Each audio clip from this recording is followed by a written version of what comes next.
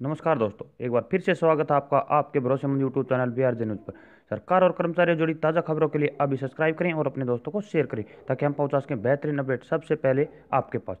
तो दोस्तों, आज का हमारा विषय है 7th पे कमीशन। जाने क्या सरकारी कर्मचारियों का न्यूनतम वेतन बढ़ाने के लिए केंद्र की नरेंद्र मोदी सरकार है तैयार। बहुत समय से सरकारी कर्मचारी 7वें वेतन आयोग के तहत न्यूनतम वेतन बढ़ाने की मांग कर रहे हैं। हालांकि केंद्र सरकार के इस फैसले पर इस बात पर किसी तरह का फैसला नहीं ले रही है। सरकारी कर्मचारियों को उम्मीद है कि इस बार के बजट में सरकार उनके लिए कुछ फायदेमंद घोषणा करेगी।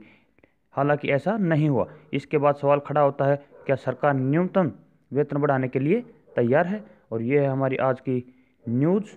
7th पे कमीशन। नरेंद्र मोदी सरकार कथित तौर पर सरकारी कर्मचारियों की 7वें वेतन आयोग की सिफारिशों पर मुदर्शक बनी बैठी है। लंबे समय से न्यूनतम वेतन बढ़ोतरी को लेकर सरकारी कर्मचारी मांग कर रहे हैं। 28 जनवरी को national joint council of action NJCA के प्रमुख शिव गोपाल मिश्रा ने एक फेसबुक पोस्ट में कहा कि गृह मंत्री राजनाथ सिंह ने केंद्र सरकार के कर्मचारियों के बीच चल रही नाराजगी को शांत करने के लिए पहल की है। आगामी चुनाव 2019 से पहले न्यूनतम वेतन को बढ़ाने का विचार किया जा रहा है। केंद्र के सरकारी कर्मचारियों में आक्रोश की जानकारी है कि वो मोदी सरकार से नाखुश हैं और इसलिए वो उनकी मांगों को पूरा करने के लिए एक रास्ता निकालने की कोशिश कर रहे हैं।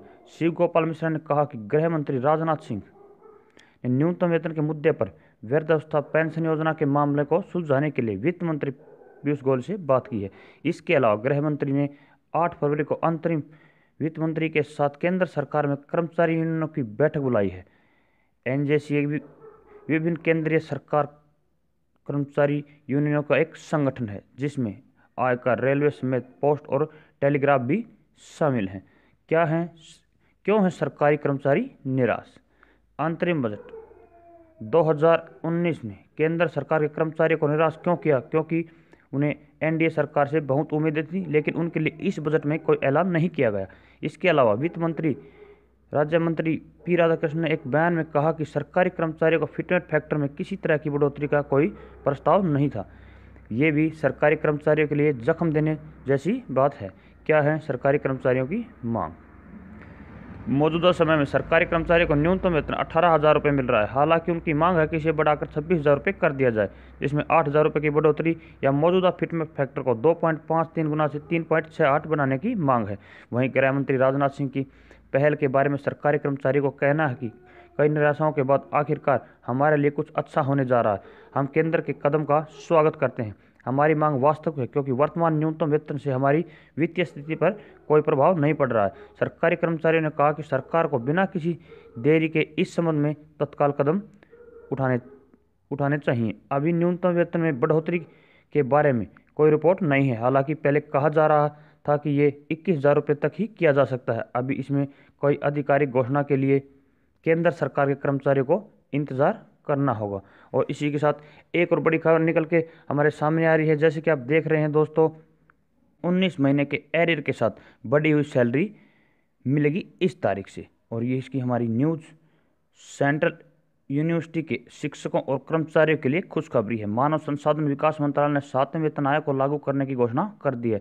केंद्र सरकार के इस ऐलान के बाद अब सेंट्रल यूनिवर्सिटी के शिक्षकों और कर्मचारियों को 7वें वेतन आयोग के अनुसार अलाउंस है भत्ता दिया जाएगा। 7वें वेतन का लाभ शिक्षकों और कर्मचारियों को 2017 से दिया जाएगा, यानी कि 2017 की बढ़ी हुई जो सैलरी इन कर्मचारियों को एरियर के हिसाब से दिया जाएगा। सेंट्रल गवर्नमेंट ने 7वें वेतन आयोग का प्रस्ताव 15 जनवरी को मंजूरी दे दी थी। एजुकेशन मंत्रालय ने 28 जनवरी को इस प्रस्ताव को संशोधित नोटिफिकेशन जारी कर दिया था। रिपोर्ट में माने तो केंद्रीय यूनिवर्सिटी और शिक्षकों को एरियर देने के लिए सरकारी खजाने पर लगभग 124 करोड़ से ज़्यादा का अतिरिक्त बोझ पड़ेगा। रिपोर्ट की माने तो इस योजना के दायरे में देश भर के कुल 30,000 से ज़्यादा शिक्षक व कर्मचारी आएंगे। इसके अलावा सरकार के इस कदम से 55 मानद विश्वविद्यालय और शिक्षकों को भी इसका लाभ मिलेगा। वहीं 7वें वेतन आयोग को लागू होने से गैस फैक्ट्री सदस्यों को भी अलाउंस और भत्ते में बढ़ोतरी होगी। इन सब के अलावा यूनिवर्सिटी के वाइस चांसलर, कॉलेज प्रिंसिपल और प्रो वाइस चांसलर का भी अलाउंस और भत्ता भी सरकार द्वारा बढ़ा दिया गया है। 7वें वेतन आयोग लागू होने से अब इनको 11,250 रुपये का अलाउंस मिलेगा। वाइस चांसलर को 9,000 रुपये और पोस्ट ग्रेजुएट कॉलेज के प्रिंसिपल को 6,750 रुपये का अलाउंस मिलेगा। वहीं केंद्र ने सेंट्रल यूनिवर्सिटी के पीएचडी करने वाले छात्रों को स्कॉलरशिप में भी बढ़ोतरी कर दी है। रिपोर्ट की माने तो बढ़ी हुई सैलरी 1 जनवरी 2019 से लागू हो जाएगी। तो दोस्तों ये थी हमारी आज की न्यूज़। अगर न्यूज़ अच्छी लगे तो अभी सब्सक्राइब करें और अपने दोस्तों को शेयर करें ताकि हम जल्द से जल्द हाजिर हों एक और बेहतरीन और लेटेस्ट न्यूज़ के साथ। नमस्कार।